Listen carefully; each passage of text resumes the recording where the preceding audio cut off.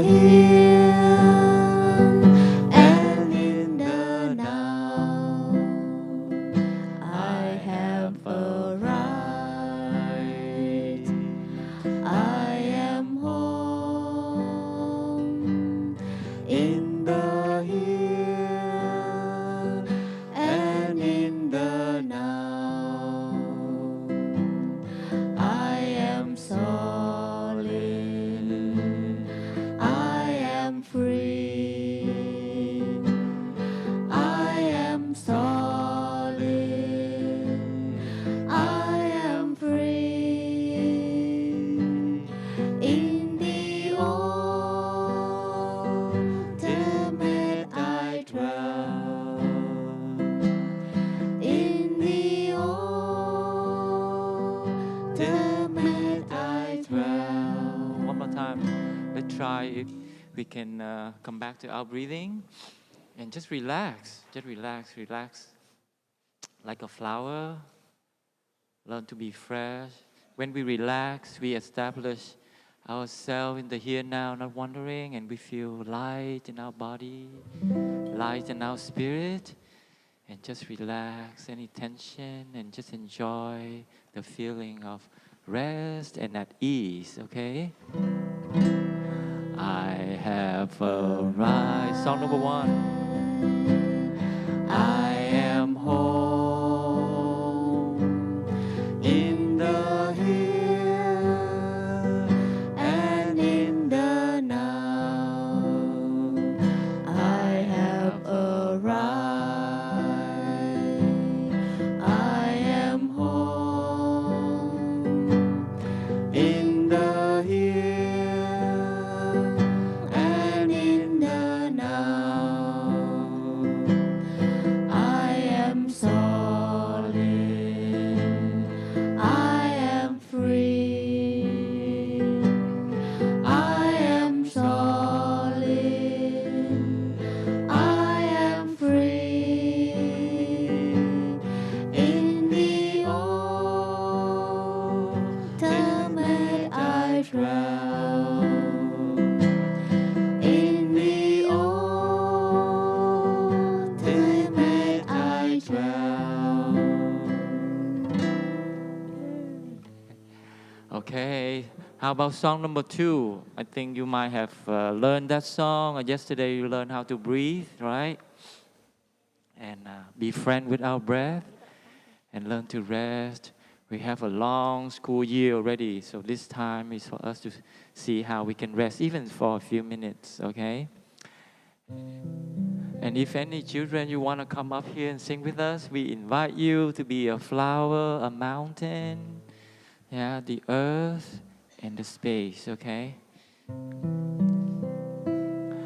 Breathing in, breathing out, breathing in, breathing out. I am blooming as a flower. I am fresh as the dew. I am solid as a mountain. I am firm as the earth. I am free. Breathing in. Song number 2, okay? Song number 2. Breathing out. Breathing in. Breathing out. I am water reflecting what is real, what is true. And I feel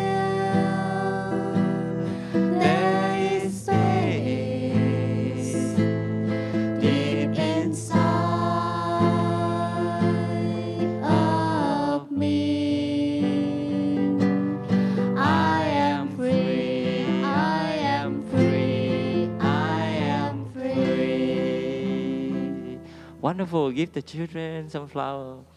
So dear everyone, including the parents, I invite you. We sing one more time, and really, you can close your eye and just give us for the next couple minutes, and really come back to our body and learn just to rest. The children are here with us. They are safe in a safe space, so we don't need to worry. And we have each other here, so we can always be there for them. Let's learn to release our tension just for a few minutes and see how it goes, okay? And the children the same, okay? See, you can be fresh, because later we set you to be so free. You can play. We have the soccer field. We have the volleyball. You can be yourself, okay? But for a moment, let us breathe with our parents, okay? We breathe together as loved one, okay? Song number 2. Breathing in, breathing out. Breathing in, breathing out. I am blooming as a flower. I am fresh as the dew. I am solid as a mountain. I am firm as the earth. I am free. Breathing in,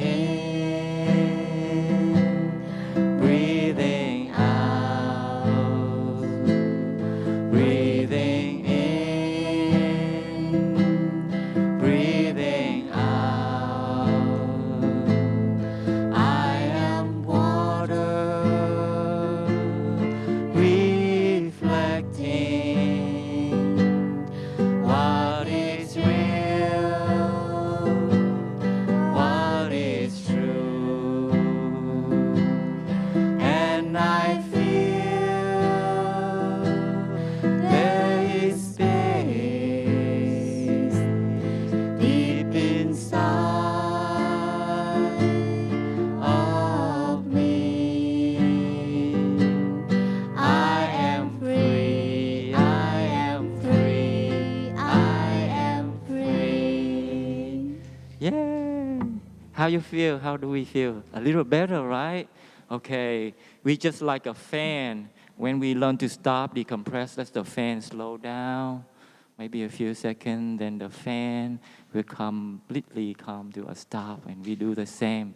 Give ourselves time and space. Learn to release, learn to rest, and we feel more fresh, okay? Yesterday, what do we learn in the children program? What do we learn? Any song? Oh, not yet? Not yet? Okay. How about a fun song? Song number 10. Song number 10, I like the roses, okay? The roses, the daffodil, yeah? And then we can do shooby-doo, be-da, okay, okay. Because recently I learned boom, boom, bala, boom, something, so. Okay, song number 10, let us learn, sing with each other, okay? And water seed of joy in us, okay? I like the roses, I like the daffodil, I like the mountain, I like the rolling hills, I like the twinkling star when the sun goes down. Now, shooby dooby dooby dooby dooby dooby dooby dooby dooby dooby dooby dooby dooby dooby dooby dooby doo. I like the rabbits, I like the squirrel too, I like the bluebirds, I like the roaming moose, I like some animals like me. Shooby dooby dooby dooby dooby dooby dooby dooby dooby dooby dooby dooby dooby dooby dooby dooby doo. Okay, faster, okay? I like the roses, I like the daffodils, I like the mountain, I like the rolling moon, animals when the sun goes down.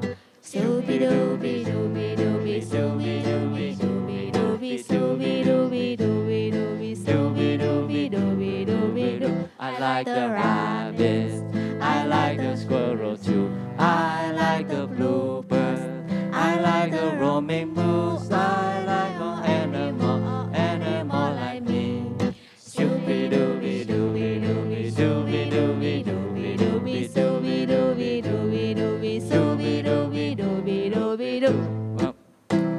Yeah, thank you, children. Okay, let us sing one more song before the brother and sister offer the chanting today before. So let us sing song number 11, Joy, Peace, and Love, okay? This retreat we have peace begin at home. And in our home, there always joy, peace, and love is a matter that we water those seeds to come up more, okay? Okay. There is true joy. Song number 11. Right here, there is true joy right here, and we are so glad that we have found it. There is true joy right here. There is true peace right here. There is true peace right here. And we are so glad that we have found it. There is true peace right here. There is true love right here. There is true love right here. And we are so glad that we have found it. There is true love right here. Yeah. So thank you, dear children. So that's it for today, and hopefully you learn more song in the program today. Now you can return to your seat, okay? And sit beautifully like a flower, like a mountain. And tomorrow we sing again, okay? And thank you, parents, for joining with the children, okay? And now we invite the brother and sister to come up to offer chanting. Con kính mời quý thầy, quý sư cô mình chuẩn bị lên tụng kinh.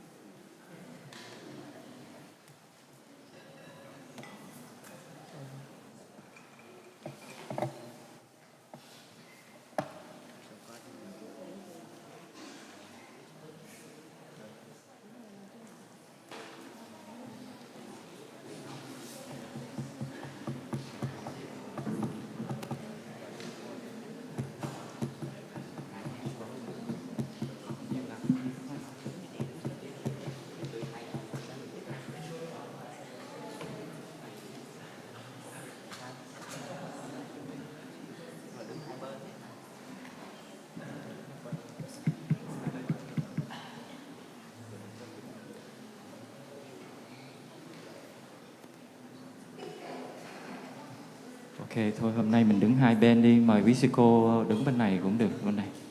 Đó, quý thầy là xếp hai hàng. Đó, lên lên. Ok. Don't be shy, don't be shy.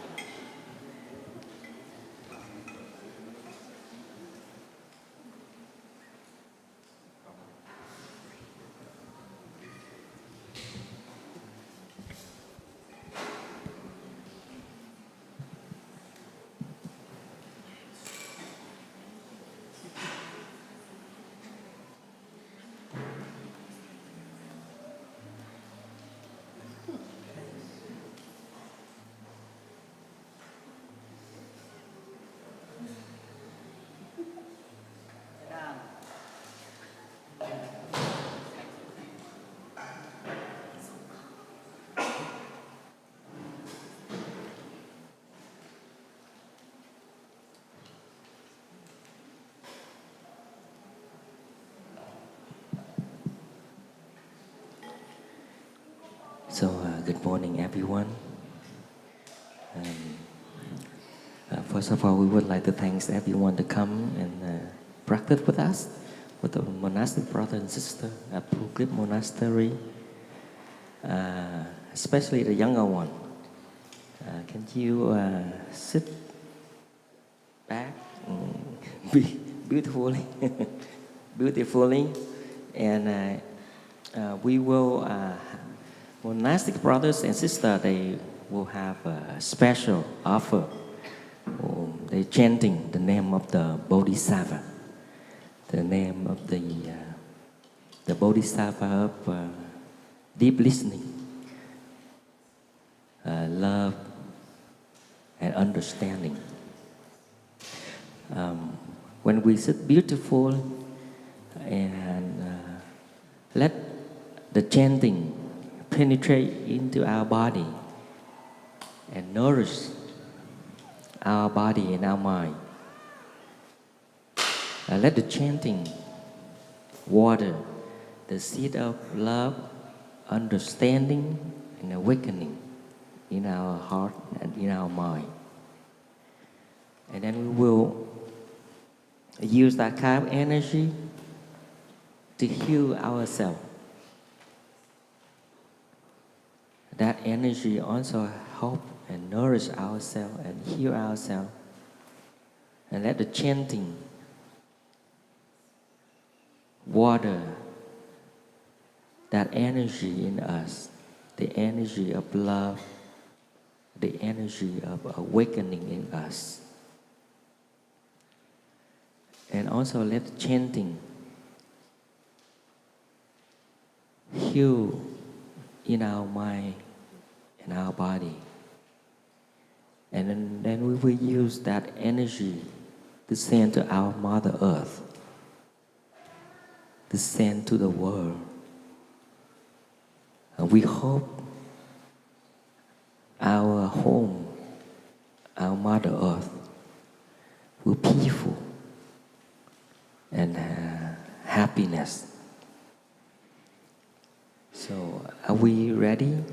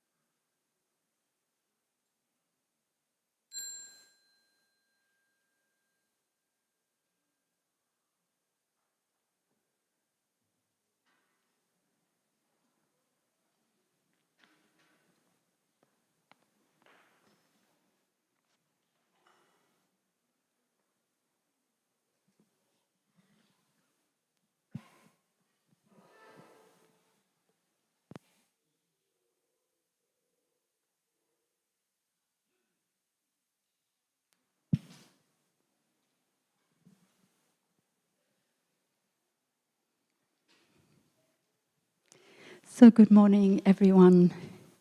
It's so lovely looking out at all the people in this hall.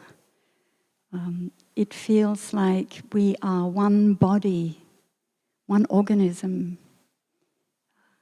I don't know which one of you are the mitochondria, but I'm thinking it might be the kids.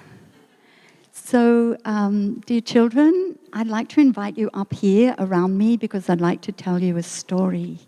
So can you come and sit up the front? Yeah, just sit on the ground.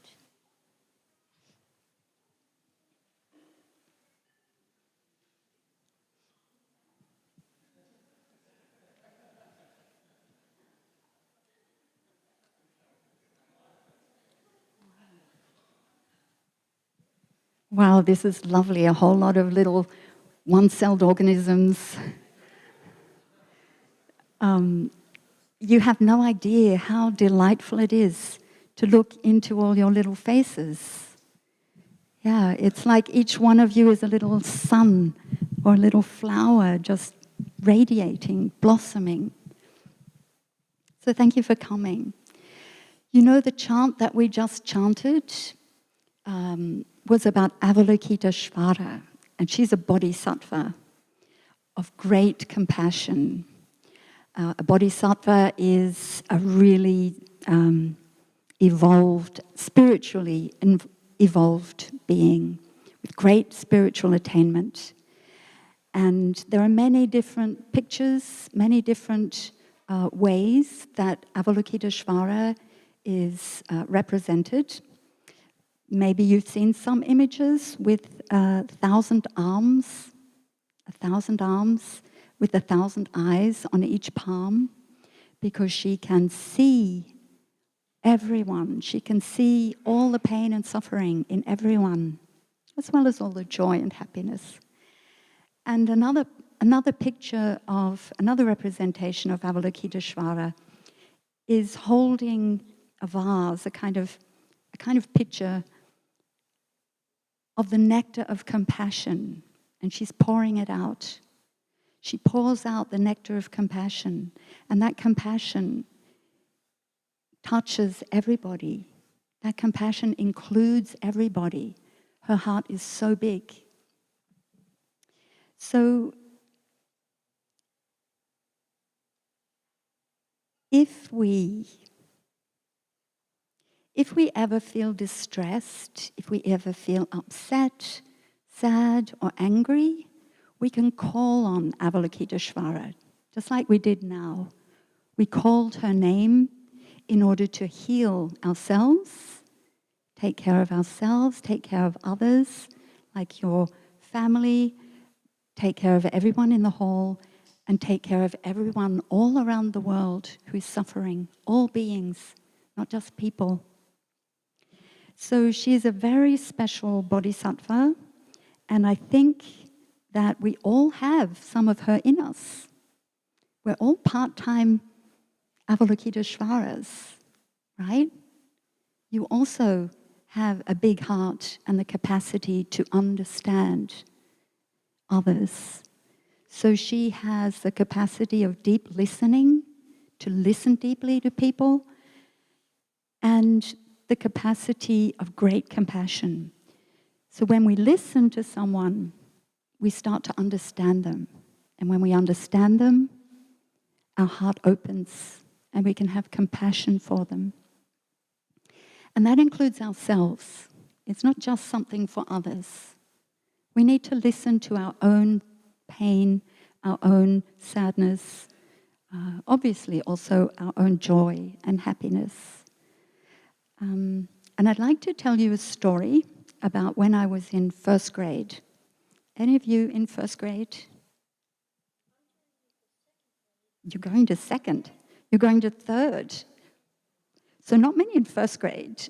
One over there, so two and a half. So when I was in first grade, there was this girl in my class, and I've changed her name to protect the innocent. So let's call her Jenny. Jenny was super mean to me.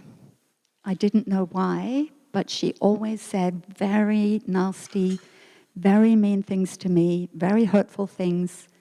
Sometimes she punched me, sometimes she pinched me. She hit me. She looked really scary, and I was very scared of her. I tried to keep away as much as I could, keep as far away as possible. And she had friends, and they were kind of like a gang, and whenever I saw them, I'd like go the other way. And I didn't understand why she was so mean to me, because I thought, I'm not being mean to her. Why is she pinching me? Why is she pushing me? So this feeling that I had was one of sadness, of being misunderstood, of being unfairly picked on, unfairly bullied. And I just kept that feeling with me. I didn't tell anyone about it. I didn't tell my parents.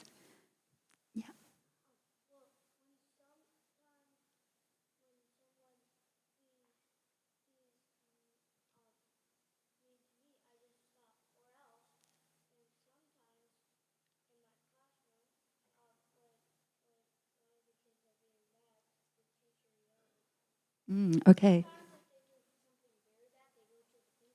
Okay, so yeah, those are all possible solutions. Stop, or the teacher will hopefully not yell at them, but will intervene.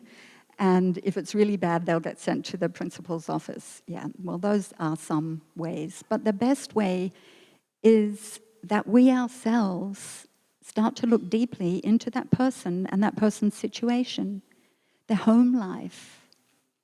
So Jenny came from an unhappy family. Her family lived in the poor part of town. Her parents were not very kind to her. Her dad was very angry, very violent, used bad words. And her mum was very distant, not very caring, not very supportive. So Jenny must have felt really miserable at home. Parents fighting, her dad drank a lot of alcohol.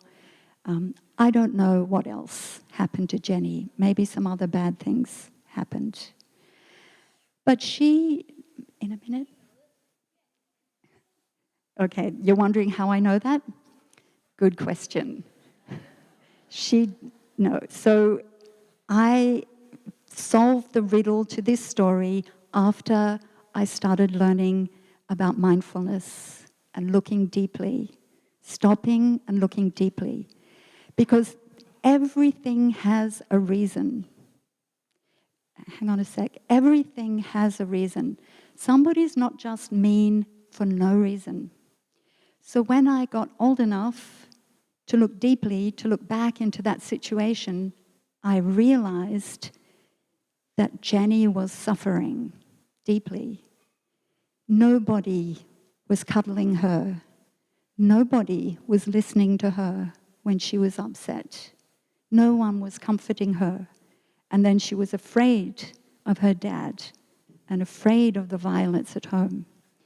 So she probably thought, if I'm mean to someone else, that will make me feel better. Right? If I say bad things to someone, I'll feel stronger. I won't feel so powerless. And it didn't matter to her what the effect of her words were. That was not the point. The point was, at home she felt powerless. At home she felt unloved. And so she took that out on others.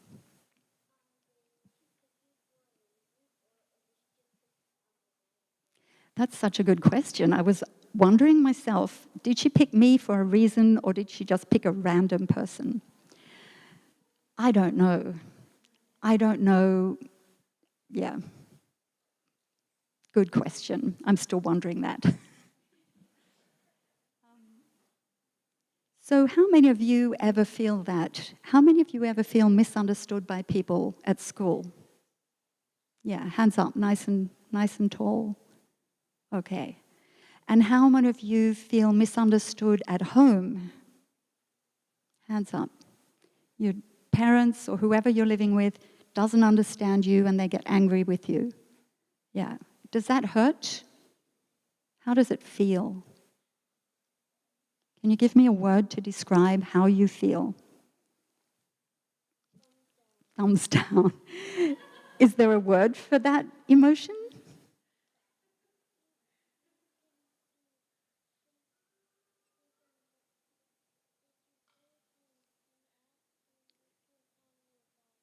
Oh, this is someone who knows the practice. He said, if you're mad, you can calm your body. That is a perfect answer, and I hope everybody knows what he's talking about. So, yeah, we can feel mad, we can feel super angry, we can feel sad, and often, if we don't know any practice, then we also don't know what to do with our feelings. We don't know how to make ourselves feel better. But here, you can learn what to do, and we're going to practice that now. So sit like the Buddha. Can you sit like the Buddha? And nice and straight, back nice and straight. Sit so that if someone pushed you, you wouldn't fall over. Okay. Now, we're going to be a tree, like a tree in a storm. But the storm doesn't start off at its strongest, right? The storm gets stronger and stronger. So first of all, we're just going to be, let's have our branches up here. Both hands. I can't do it with the mic, but both hands. Both hands up here. Now imagine the wind. We're not going to say anything. This is a quiet exercise. Let's feel the gentle wind moving our branches. And now let's feel the wind pick up, and it's moving our branches more and in all directions. Yeah, great. All the big kids are doing it too. And now the storm is really raging. Feel your branches thrashing about. A raging storm. Raging storm. And feel the anger of the storm. You feel super angry. Yeah, storms don't often sleep, but yeah. Raging storm, full of anger. Okay, and now we'll have a question. When your branches are thrashing like that, where is the safest place if you are a tree? In your roots is the absolute safest place. When you're eating food, I'm not sure how often the trees do that.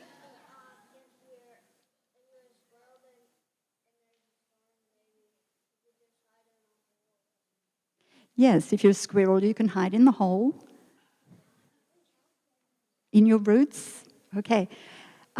So if this is you in a storm of emotions, like you are so mad, all you want to do is hit someone, slam the door, break something. If that's you in the storm, what do? You know what to do. Calm your body. We don't stay up here in the head with our thinking, like, why did they do that? That's so unjust. I can't bear it. We don't stay up here. We calm down here. So let's practice that. One hand on your belly and one hand on your heart. Yes, one hand on your heart, one hand on your belly. Let's all do that. And you can close your eyes. The storm's really mean. It doesn't matter how mean the storm is, we can come back into our own body. Hand on the heart, close your eyes. Hand on the belly. Can you feel your belly rising and falling? We've got some sleepy trees. Is your belly rising and falling? Yeah. So we just follow it. How about your heart? Can you feel it beating? Well, you won't feel it if you don't put your hand there. Yeah. Yes, someone can. Sometimes we can feel it. And when you're exercising or running, yes, then the heart will beat. And also when we're super mad, when we're really angry, we will feel it. So at that moment, we come and put our hand on the chest to feel the heart, the other hand on the belly. We can lie down on the floor, makes it easier. And we just stay there until we're calm. So sometimes it takes a while, right? It's not going to happen immediately. So here, our sleepy tree. You want to come and sit up here?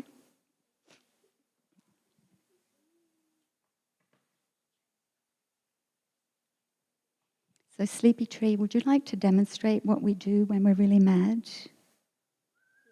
Can you show the others? Well, can you show them?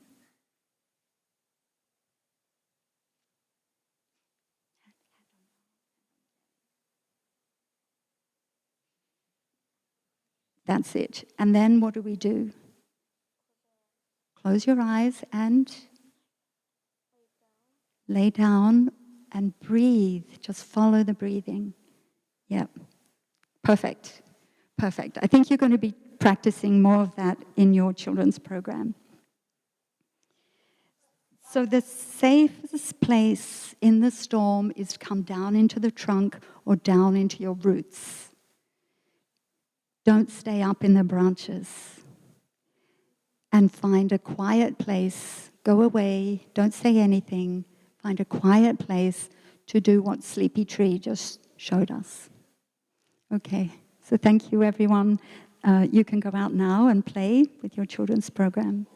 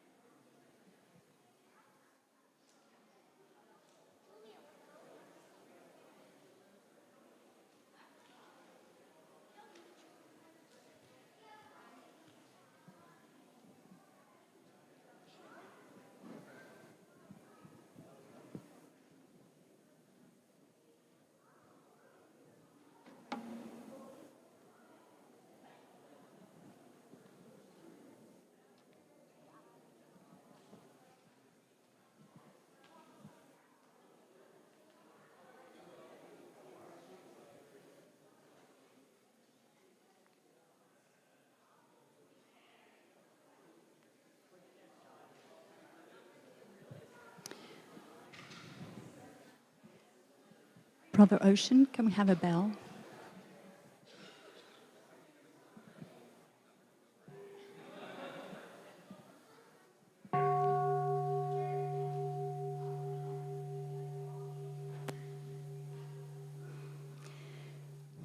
Thank you. So the teens are staying, and there are a lot of empty places left by the kids, so we invite you to come up and fill up the places from the front. Thank you.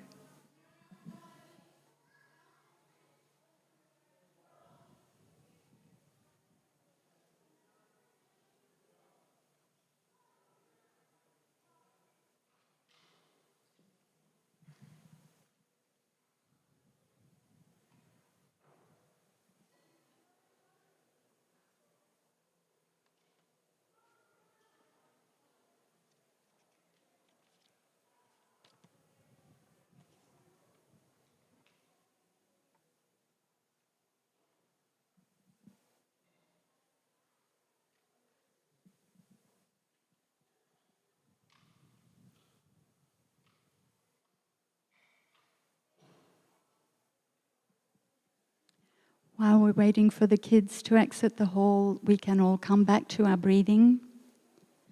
If you'd like to, you can practice the one hand on the heart, one hand on the belly. Check that you're alive. A nice long out breath.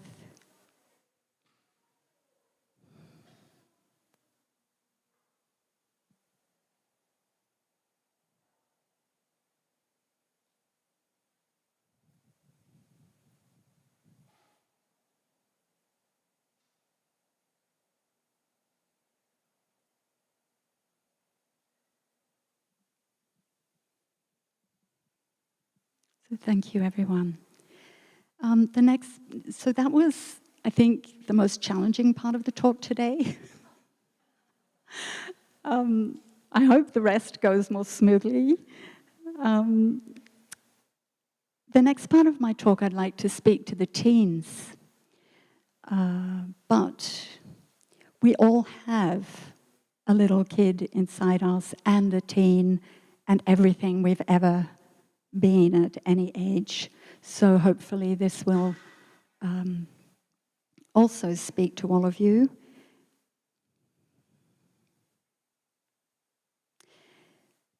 With the children, I asked, did you ever feel misunderstood or bullied or, spoken badly to at school? And I don't know what goes on in middle school and high school in the States. But I imagine that there are plenty of opportunities for not feeling understood. Maybe there's still some bullying, maybe there's some fighting, arguments, harsh words, harsh actions, also things that can bring up a sense of injustice and a wound inside. Because within us, there is the little 5-year-old child, always. Our teacher Tai said, he never feels alone because everywhere he goes, he takes his little 5-year-old with him. And it's a wonderful thing if we can be in touch with our little 5-year-old. So I'm going to tell you a story of injustice and what happened when I was 6. So my sister, who's older, did something very unjust. I won't go into details, but I was furious. I was so sad and so angry, and I ran to my mother to get comfort. But she didn't comfort me. She sent me away again, basically saying, "Shut up and stop sniveling," which really deeply hurt me. I felt so misunderstood. It was so unjust that my sister could get away with being mean to me, and then my mother didn't even listen. My anger was so strong. I went to my room. I took my favorite doll, which was a rag doll, like a big head and a material body with really long legs, pink woolen hair, big red smile, nice pom-pom nose. I mean, this was my adored companion, and black velvet shoes. I grabbed him from my bed, I took him by the feet, and I swung him around and around and around. I smashed his head into the floor with every swing. I was that mad. I took the thing most precious to me, my best friend. I couldn't sleep without this rag doll. And that's what I chose to do. And when I'd gotten over smashing him up and started to feel remorseful, then I started on myself. I started to scratch myself. I wanted to die. I think it was like, I will show them. Yeah, something like that. So when we get really angry and feel hurt, we often take it out on our most precious thing. And that most precious thing could be, I don't know if you would do that to your phone, but maybe not. Maybe not. But yeah, I can't imagine anybody's jumping on their phone and smashing it to bits, but you never know. Our parents, our siblings, or our pet, that energy has to go somewhere if we don't know how to deal with it. And we think that we're getting relief by taking our pain out on someone else or something else. We want to smash something or even kill something. So anger, if it's not recognized, if it's not embraced, if it's not calmed down, it has an enormously destructive and powerful energy. And the people we tend to hurt the most are the ones closest to us. So, as a teenager, there are many ways to deal with this, to our strong emotions, our feeling of not being loved, not being seen, not being understood. And one way is to be good. Be as good as you can so you don't get bad treatment. Strive to get good grades. Strive to please your teachers, please your parents. And this striving, that can last a whole lifetime. We can take that behavior into adult life, and it can continue forever unless we recognize what we're doing. So we can be striving to get a promotion, striving to get a good job, striving to be the best on the team, the best sports person. The striving can come from unrecognized feelings of not being seen and not being heard, not being loved enough in the way that we needed it. As a child or a teenager, we can't really yet see things as they really are. We often, even as an adult, we often don't see things as they really are. But the seeds of self-harm can be sown in childhood. When we feel we're not good enough, we're not worthy enough,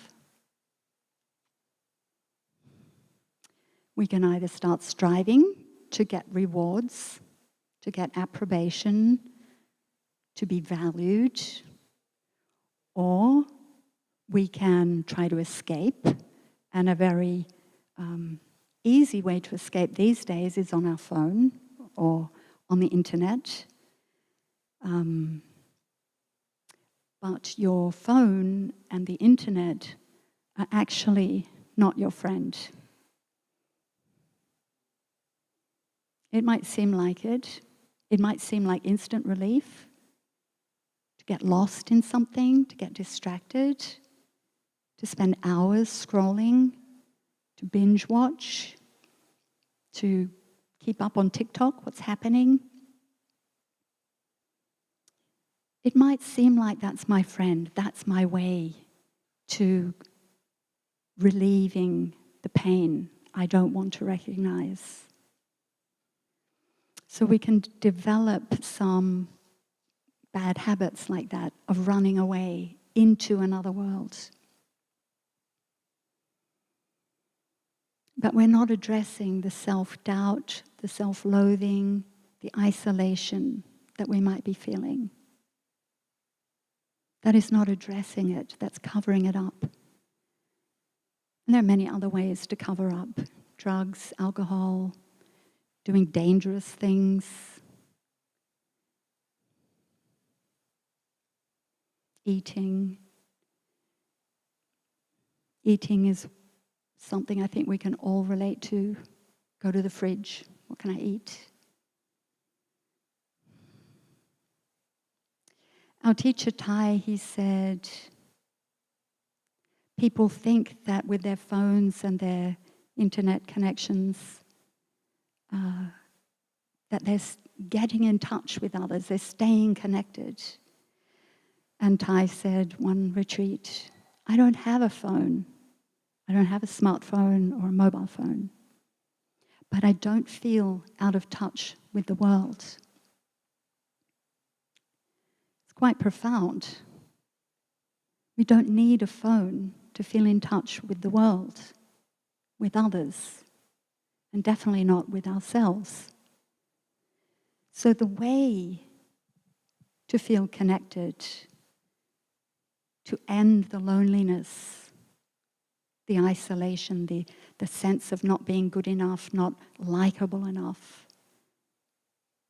is to come home to ourselves, to stop and look deeply. This is the practice of meditation. We stop the runaway mind of negative thoughts and we look more deeply into ourselves, into what's happening. So there are really critical steps. We need to recognize our feelings. And that already is not easy. Even today, I struggle to recognize my feelings. So if you start young, you're going to have a better chance. Recognize your feelings and be able to name them. I am disappointed. I am angry. I am sad. I am lonely. I feel inferior. I feel not good enough. So we recognize what's going on. And then we embrace it. And our teacher would say, as if you were nursing a crying baby. And I love that image, whether you have ever had a baby or are never going to have a baby, we all have our little inner baby, that we were all a baby at one time. So let's get in touch with that infant who thought they would die if they weren't picked up, who were terrified mum or dad or whoever's looking after you might not come back. I don't know if you remember screaming when your caregivers went away or when they dropped you at school because we were afraid they may never come back. That's the way the child feels. So getting in touch with that, comforting, saying, I am here for you, I hear you, I see you. I see you, my anger. I see you, my rage.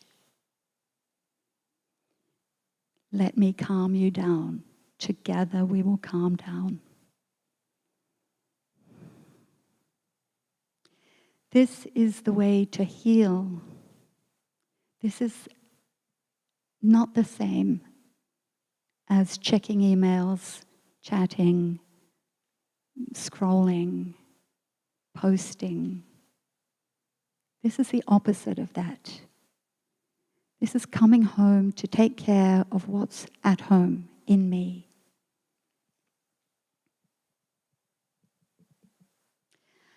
I'd like to tell you another story.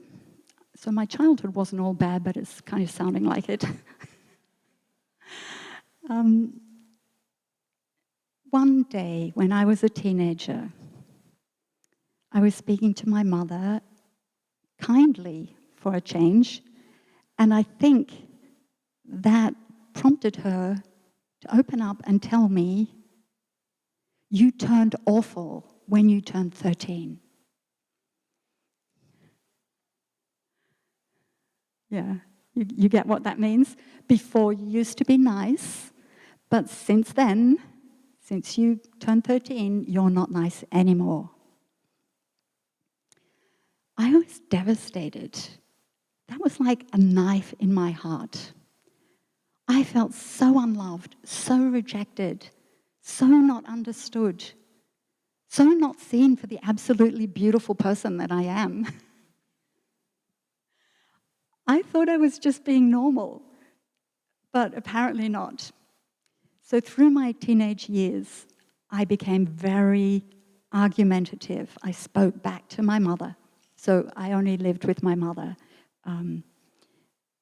My father, they divorced quite early. So my mother took the brunt of everything, all my unhappiness. I was uncooperative, I never smiled, I scowled, I wasn't happy when I saw her. And I was certain that I was right and she was wrong. I blamed her for everything. And I was in my 40s.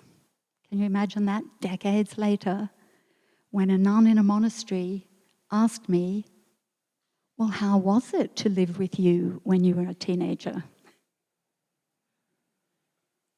Oh my gosh, I suddenly realized, my poor mother, I was unbearable. Who would want to live with somebody like that? Who would want to come home every evening to somebody who's scowling?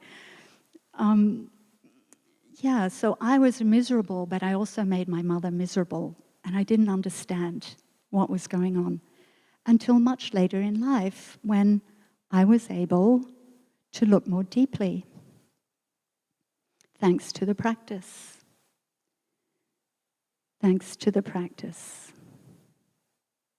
The first time I went to Plum Village, I heard some revolutionary things like, my mother, myself. Your mother is in you, you are in your mother, you cannot take her out of you, even if you tried.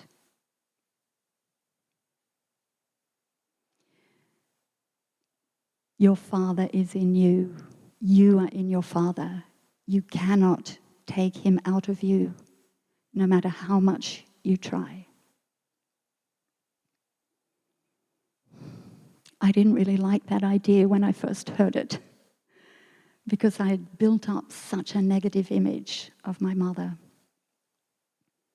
What we can call in Buddhism distorted view or wrong perception.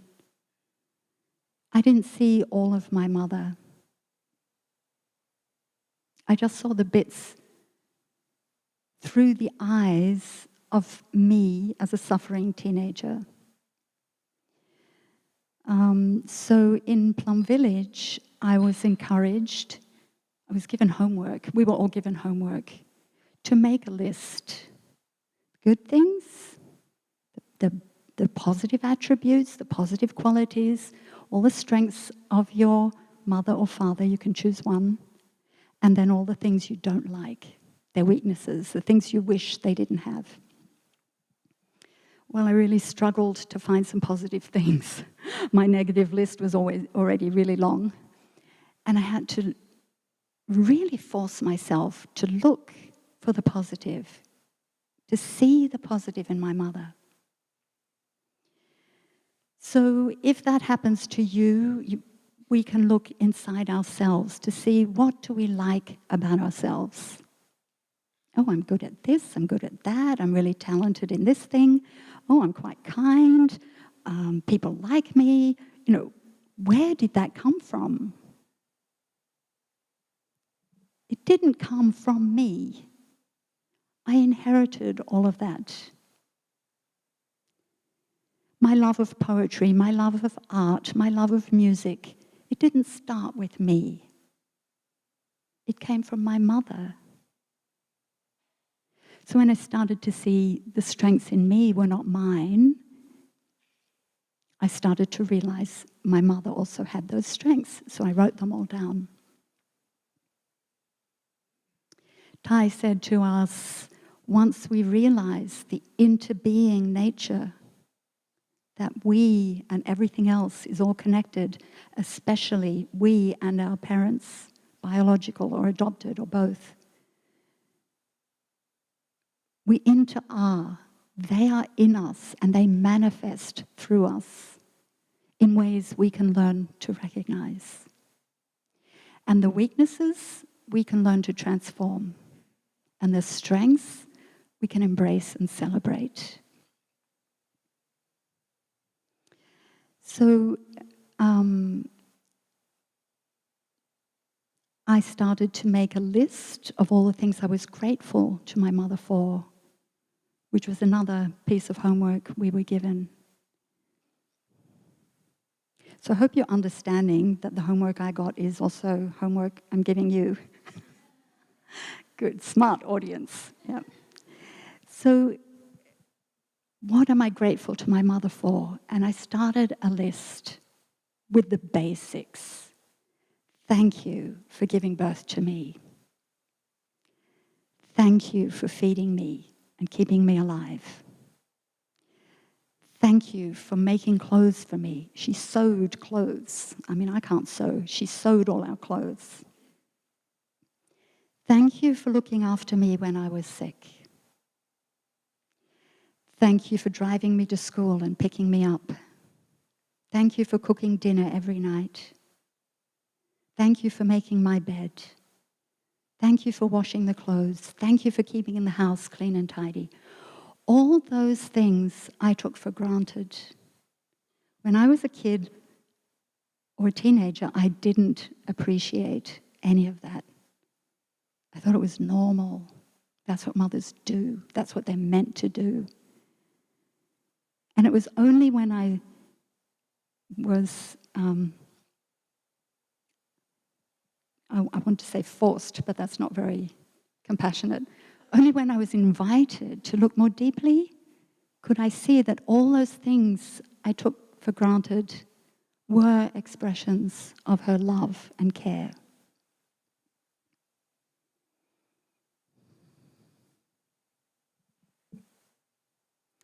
So I went through a lot of my life feeling like I wasn't loved, I wasn't valued, I wasn't worthy, I wasn't good enough, seeking approval from others around me, from teachers, friends, boyfriends, you name it. And what I didn't understand until I encountered Thay's teachings, what I didn't understand was that I needed to learn how to love and accept myself.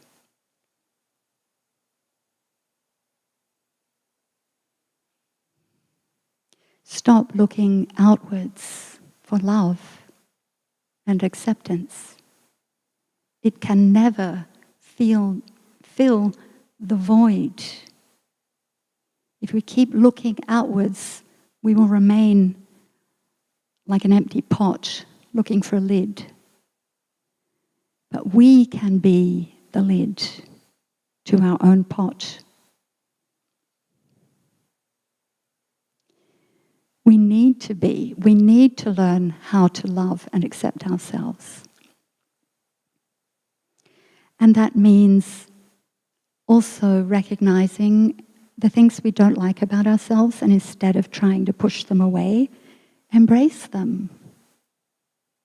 There's a reason for everything. Everything is due to causes and conditions. This is because that is. I'm like this because of my upbringing, my parents, my society, my education, and so on. All my experiences. So we can embrace our so-called weaknesses and not feel shame, which is what we often do. Not feel guilty, not continually feel, I shouldn't be like this. Can we say, I am like this, and it's okay? I am like this, and I'm going to take care of the painful bits. And all of me is okay. And I'm allowed to have all my feelings. I can cultivate understanding and compassion for myself.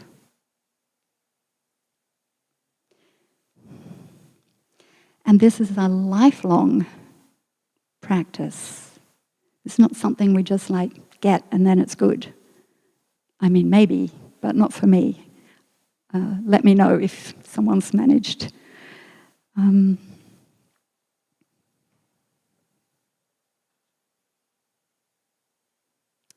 So this is what I didn't understand in my relationship with my mother. And as soon as I started to look more deeply and understand more, then things started to transform. Our whole relationship started to transform.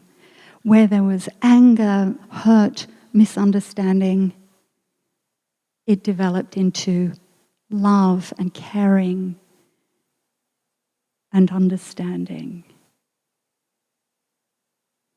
which is amazing. It's amazing. We can transform our relationships when we start to transform ourselves. If I can't be at all compassionate with myself, I can't be compassionate with someone else. Like that girl when I was in first grade. She couldn't be kind because she didn't know kindness from her parents, her family, and she didn't know how to be kind to herself.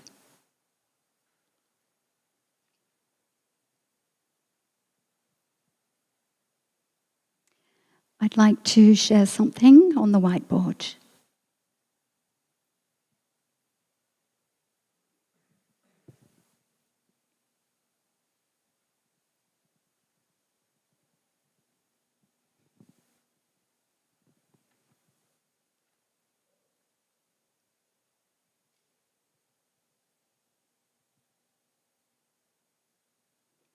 I hope that's a good enough circle.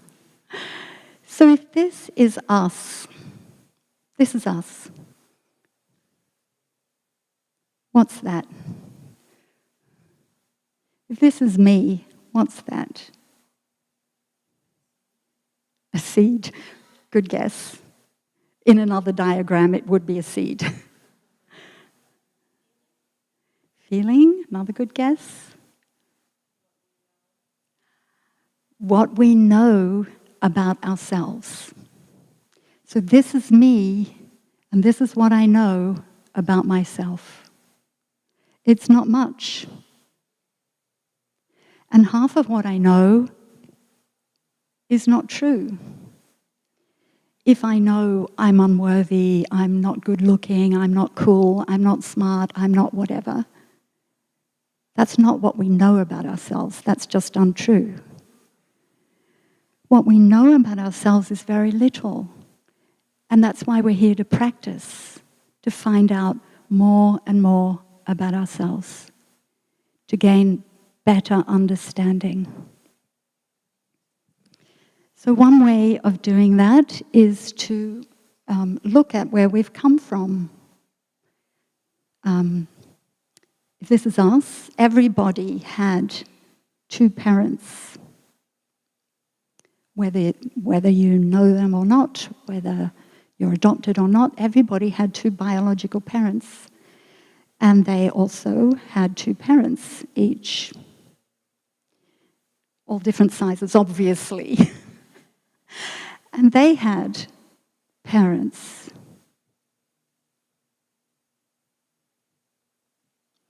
And they too had parents. And they also had parents.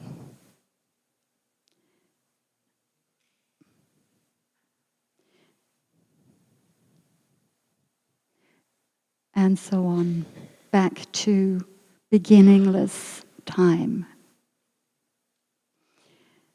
So once we understand how we are a continuation of our parents, you know, my mother is manifesting in me right now. My father is manifesting in me.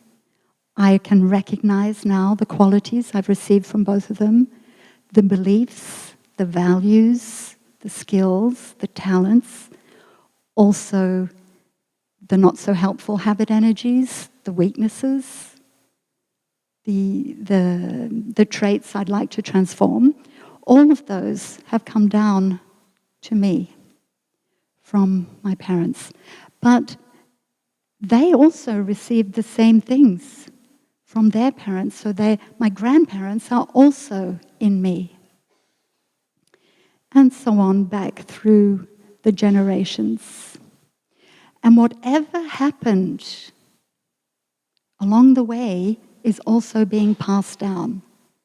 Any trauma, any displacement, any sudden deaths, any illnesses, any wars. So, for example, my father's father died very young, and that impacted him. My mother's father, I don't know what sign to make, was an alcoholic. You know, anything that happens, and this continues back forever, anything that happens along the way, my mother's father was also in the war. Her brother was in the war. You know, somebody died, somebody was murdered, somebody was raped, somebody lost all their children due to illness. Anything that happened is passed down, as well as all the positive things as well. So I know that way back in some 12th century or something, there was an artist, very famous artist, and I'm like, oh, yeah, they're still alive. I like to think, yeah. So we are a product of our ancestors and our society and our culture and our education and all our experiences. For example, sudden death, losing a parent, losing a child, war, poverty, displacement, having to leave your country, for example, discrimination,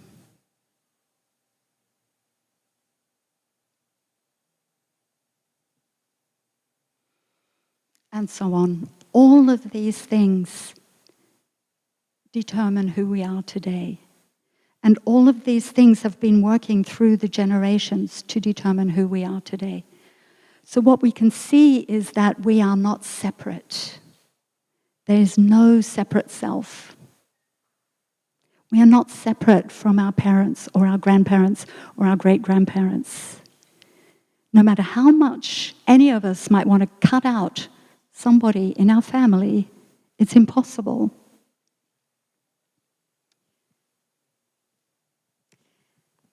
So what we experienced as a child counts. And what we have received counts. And it's our job to find out, what have I received? So apparently, according to scientists, 80% of our brain's development happens before the age of 3. So it's not unrealistic to think about in utero formation of habits, of tendencies, of potentials. When we're an infant, what did we experience? A basic experience of trust and safety, or not?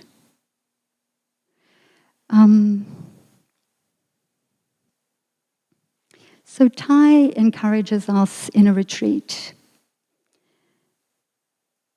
like this, in a retreat just like this one, when we have walking meditation.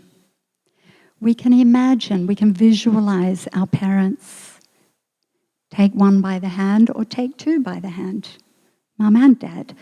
They never had the chance to meet the practice. They never had the joy of discovering peace in walking meditation. They didn't know how to calm themselves down, so we can walk with them and let them feel the peace. Re-establish a good connection with them.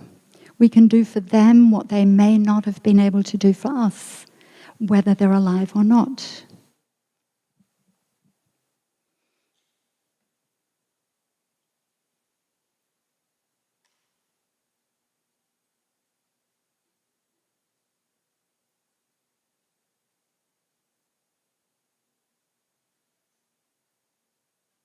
So I'd just like to conclude. What we know about ourselves is not much, and what we know about others is probably even less. So the girl who bullied me, why did she do it? I don't know. I mean, why me? Why not someone else? My partner, why are they like that? I don't know. I don't know much about them. My parents, why were they like that? I don't know. I really don't know much about them. So we can meditate on our parents as a baby, as a 5-year-old child, at school. If you have a photo album, you can do family photo album meditation and look at the pictures, look at the photos of your parents when they were younger or when they were babies.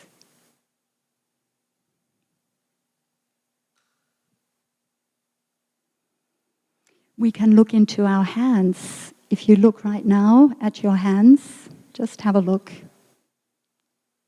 Particularly the adults. I don't know about teenage hands, what they reveal.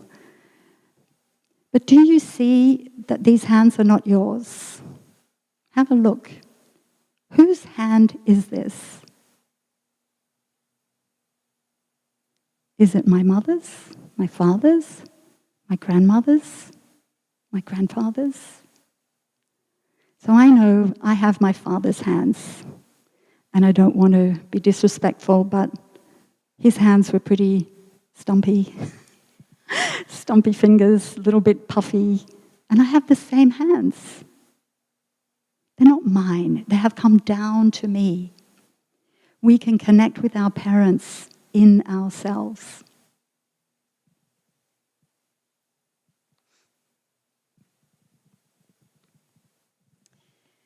So listening deeply, asking our partner or our children or our parents, do I understand you enough?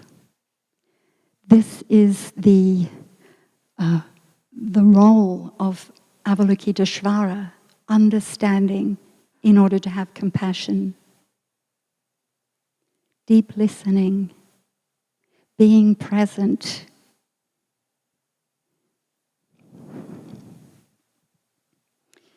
Reconciliation and healing is always possible.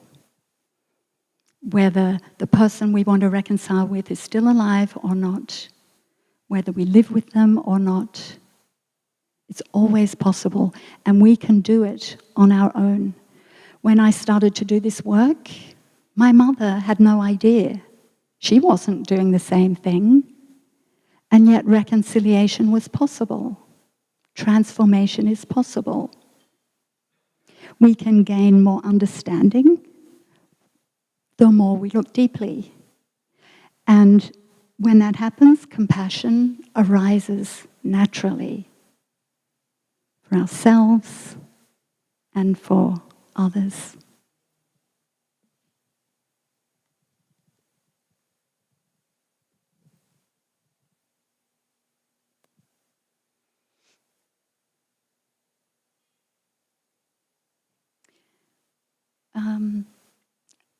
In the past, when Thai was teaching, he would say on the second last day of the retreat, he would invite everyone who had a difficulty with their mother or father or somebody else, but particularly their parents, to call them. Now, I know we said, please put your phone away. We don't want you to use your phone, except for that. You get an exemption on the second last day to call your father or call your mother. Use loving speech, water their flowers, say you're sorry, and you will see reconciliation happen. Many people reported that after one phone call they reconciled with their father after 30 years. So we encourage you to do the same.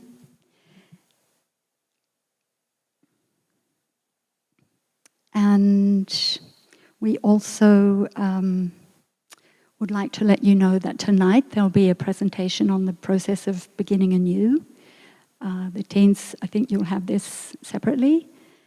And we would like to invite everyone to come to learn more about reconciliation and communication, loving speech, deep looking, deep listening. When we can do this, and we hope that you take these practices home and make them regular practices, when we can do this, we are the first ones to benefit. Just as when we say something mean, we're also the first ones to feel bad. So we're the first ones to benefit. And then our partners, our families, our friends, they will also benefit. And the society and even the whole world will benefit. So we have our own part to play in cultivating peace in the world. It's not something that will happen out there that others will do for us. Like the theme of this retreat, peace begins at home.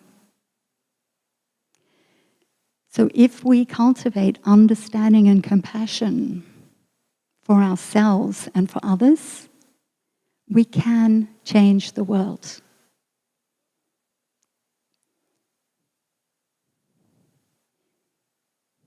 If we want a better world, a kinder world, a more compassionate world, this is what we can do. We can't expect others to do it for us or to do it first. We need to do it.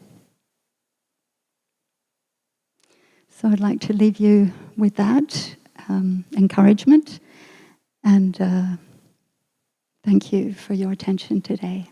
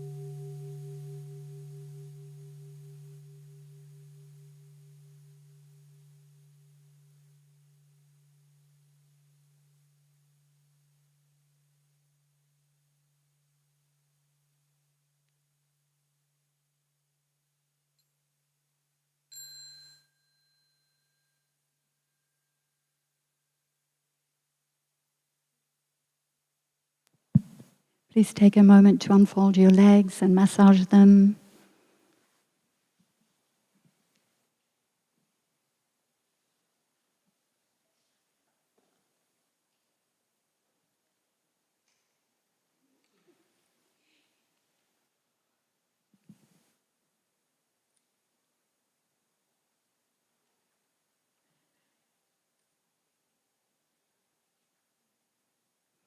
And at the next sound of the small bell, we'll stand up and bow to each other to express our mutual gratitude. Then we will turn to the altar to express our gratitude.